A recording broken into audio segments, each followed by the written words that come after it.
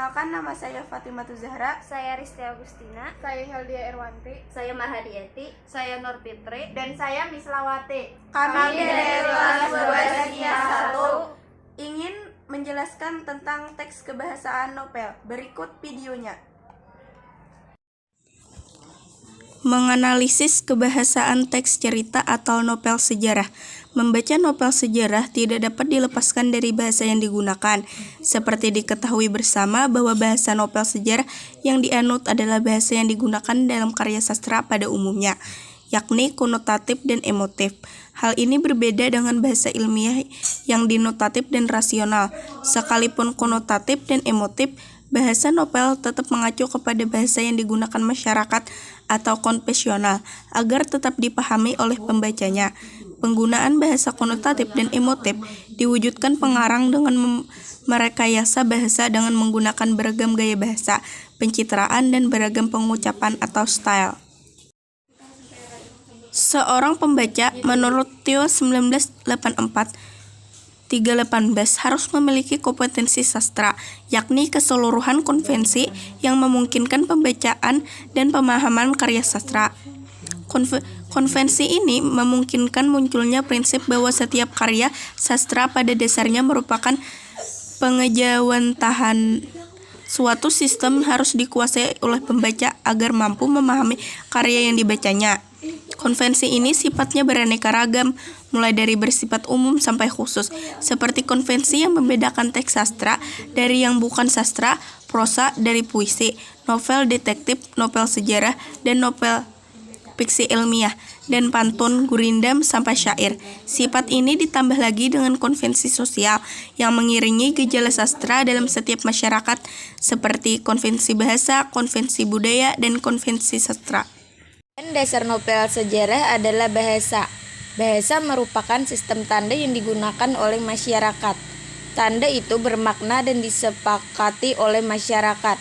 Menurut Theo 1984 sampai 1996, di dalam sistem tanda satu tersedia perlengkapan konseptual yang sulit dihindari karena merupakan dasar pemahaman dunia nyata dan sekaligus merupakan dasar komunika antar anggota masyarakat.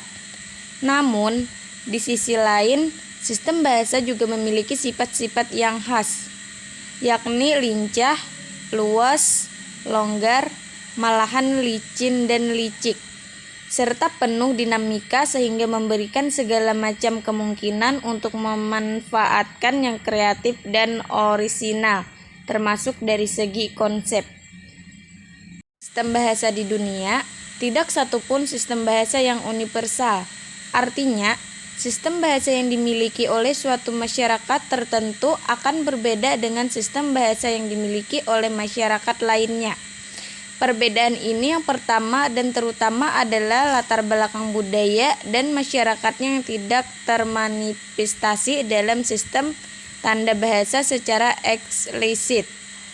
Oleh karena itu, pemahaman suatu novel yang menjadikan bahasa sebagai bagian dari sistem sastra akan tergantung pula pada budaya dan latar belakangi novel tersebut.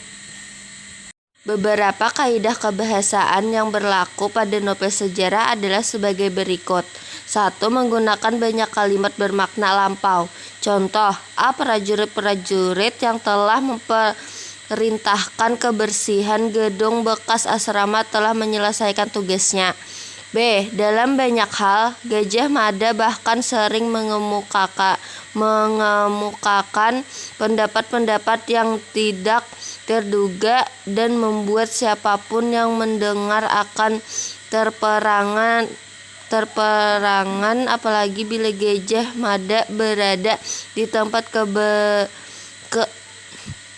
berseberangan yang melawan arus atau mendapat umum dan ternyata Gajah Mada terbukti berada di pihak yang benar. Menggunakan banyak kata yang menyatakan urusan waktu atau konjungsi kronologis temporal seperti sejak saat itu, setelah itu, mula-mula kemudian. Contoh, A setelah juara Gulet itu pergi, sang adipati bangkit dan berjalan tenang-tenang masuk ke kadipaten. B. Sejak sekarang kau sudah boleh membuat rancangan yang harus kau lakukan, gagak Bungol. Sementara itu di mana pencandian akan dilakukan? Aku usahakan malam ini sudah diketahui jawabannya. 3. Menggunakan banyak kata kerja yang menggambarkan suatu tindakan atau kata kerja material. Contohnya, di depan Ratu Biksuni Gayatri yang berdiri, Sri Gatarja duduk bersimpuh. Emban tua itu melanjutkan tugasnya.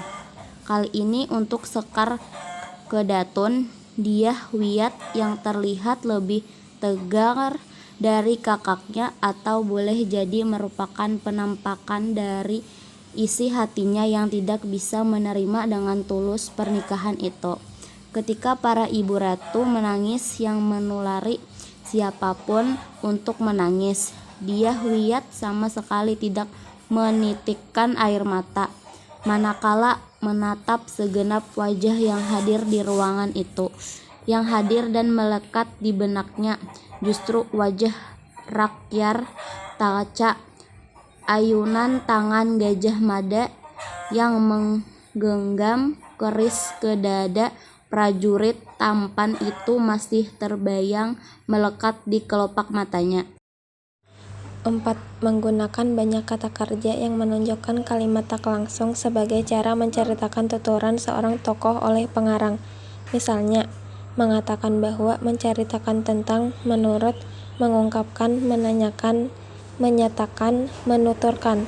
Contoh: A. Menurut sang patih, Galeng telah periksa seluruh kamar sah bandar dan ia telah melihat banyak botol dan benda-benda yang ia tak tahu nama dan gunanya. B. Riung Samudra menyatakan bahwa ia masih bingung dengan semua penjelasan Candid Gelih tentang masalah itu. 5. Menggunakan banyak kata kerja yang menyatakan sesuatu yang dipikirkan atau dirasakan oleh tokoh. Kata kerja mental, misalnya merasakan, menginginkan, mengharapkan, mendambakan, meentakan, menganggap. Contoh: A. Gajah Mada sependapat dengan jalan pikiran Senopat Gajah Enggon. B. Melihat itu, tak seorang pun yang menolak karena semua berpikir Patih Daha Gajah Mada memang mampu dan layak berada di tempat yang sekarang ia pegang. Dalam menggunakan banyak dialog, hal ini ditunjukkan oleh tanda petik 2 di atas dan kata kerja yang menunjukkan tuturan langsung. Contoh nama surat itu: Ampun, Gusti Adipati, petik takut maka petik bakar. Surat apa? Ende gede lontar ataukah kertas? Lon kertas barangkali. Gusti Patik tak tahu namanya, bukan lontar. Bukankah bukan hanya surat saja telah kau terima?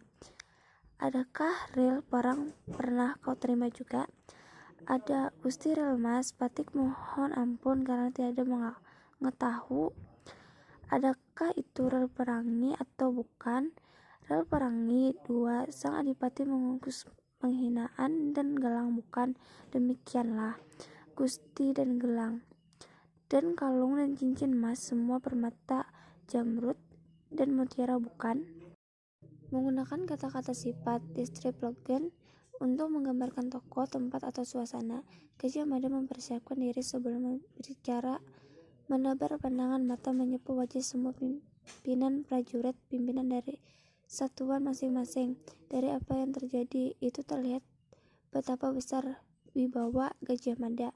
Bahkan beberapa prajurit harus mengakui wibawa yang dimiliki Gajah Mada jauh lebih besar dari wibawa Jaya Negara. Jaya Negara masih bisa diajak bercanda, tetapi tidak dengan Patih Daha Gajah Mada, sang pemilik wajah yang amat beku itu.